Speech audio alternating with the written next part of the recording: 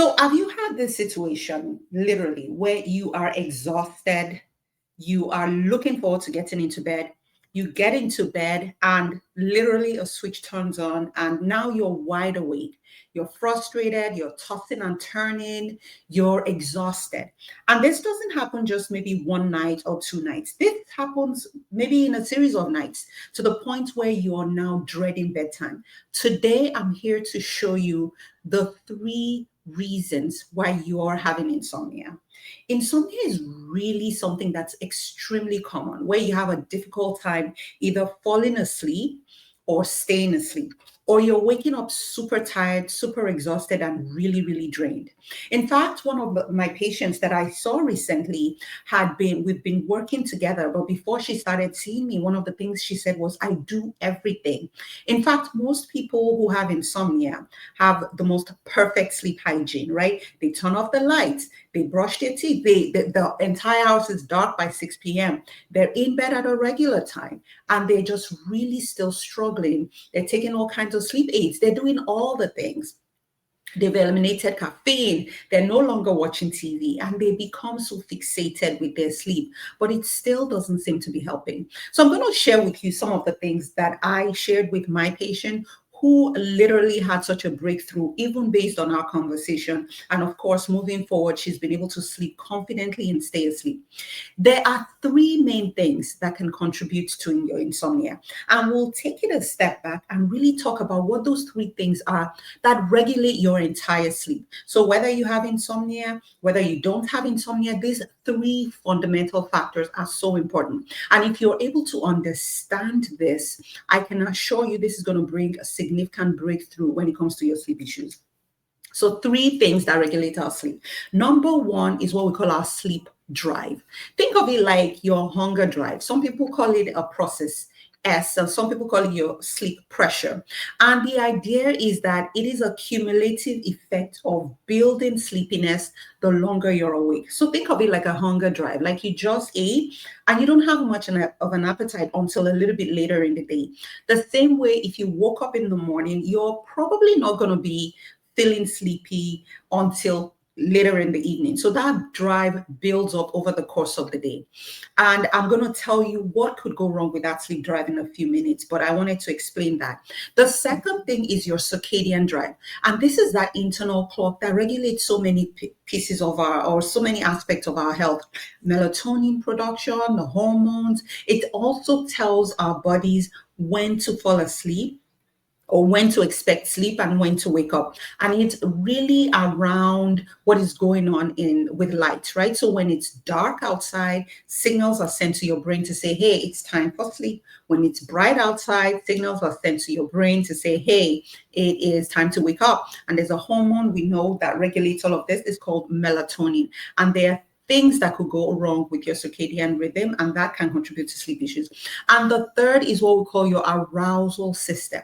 So this is the system that's meant to literally keep us, in a place of safety, right? So if you are fired up, if you feel like you're in the fight flight mode, it's going to make it really, really hard for you to sleep. So we've talked about the sleep drive, we've talked about the circadian rhythm, and we've talked about your arousal system. So what could go wrong with your sleep drive that can contribute to insomnia? Remember, I said you have the sleep drive that builds up. So think of a situation where maybe you had a bad night of sleep, and then you decide, you know what, I want to sleep in because I'm tired, I had a rough night. So you lay in bed for longer. Maybe you typically wake up at 7 a.m. and now you're in bed till 9 a.m. trying to rest, right? Or you take a nap at 4 p.m. or 5 p.m. because you're exhausted and you had a bad night of sleep. Think about what I said, cumulative effect of building that sleep drive over the course of the day. Now you've had this nap, or you stayed in bed till 9 p.m. Guess what? Your sleep drive drops. And it now takes longer for you to build enough of a sleep drive to feel sleepy, at the right time. So that's really, really something that is so critical. Another reason why you might notice that you have a lower sleep drive is if you're inactive. So one thing we know is things like physical activity, exercise, all those things improve our sleep drive because now your body feels more tired and you are definitely more likely to be able to fall asleep. So when you're in bed for a very, very long time, either because you're inactive or you're sleeping in or you're taking a nap, all those things can impact your sleep drive. And so think about it. You don't have a high enough sleep drive, then in the evening, you're not going to sleep. You're not going to feel sleepy. And you may then say, okay, I didn't sleep well. I'm going to stay in bed again. And so this becomes this vicious cycle. This is such a big piece, so important that, in fact, when we are offering treatment for insomnia, one of the parts of the elements of what we use, cognitive behavioral therapy for insomnia, is bedtime restriction, where we're reducing or limiting the amount of time you're spending in bed awake, really because we want to optimize that sleep drive. Okay. Number 2 is your circadian drive. So what are things that could go wrong with that circadian system? Imagine, like I said, it is bright out, then the brain sends signals to release melatonin. It helps you to feel a little bit drowsy, and so you sleep. It's dark out, and so that's what happens. And then it is light out, like it's in the morning. Signals are sent to shut off that melatonin, and then you wake up and go about your day, right? So that's the typical system.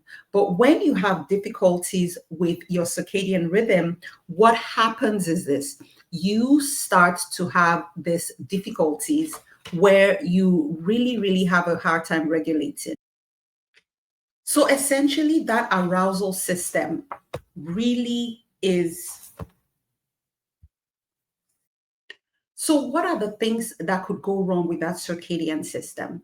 If, for instance, you are in a situation where you're exposing yourself to a lot of bright light in the evening when it's supposed to be dark, or you're not exposing yourself to enough light in the morning when it's supposed to be bright out, that leads to a lot of confusion. Another reason why you might have issues with that circadian system is if you are having a very irregular sleep time and wake up time. So these are things that can impact your circadian rhythm, and because of that, can make your sleep even a little bit harder. The third system, which is that arousal system, is one of the biggest pieces when it comes to people struggling with insomnia. And the reason why is your body feels tense because you've been in this cycle of not being able to sleep consistently. And so your body is now anticipating that you're going to have a hard time sleeping. And so this may look like your head hitting the pillow and then your mind starts firing on all cylinders. And the reason why is this: that arousal system is good.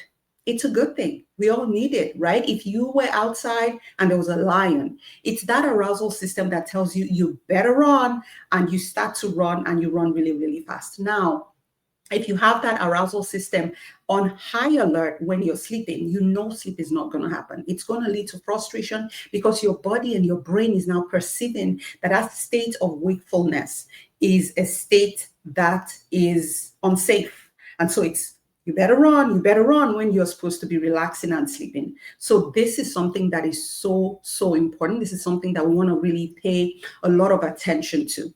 Now, where does sleep happen? Sleep happens when your sleep drive is high enough, when your circadian rhythm is optimal, and your arousal system is low.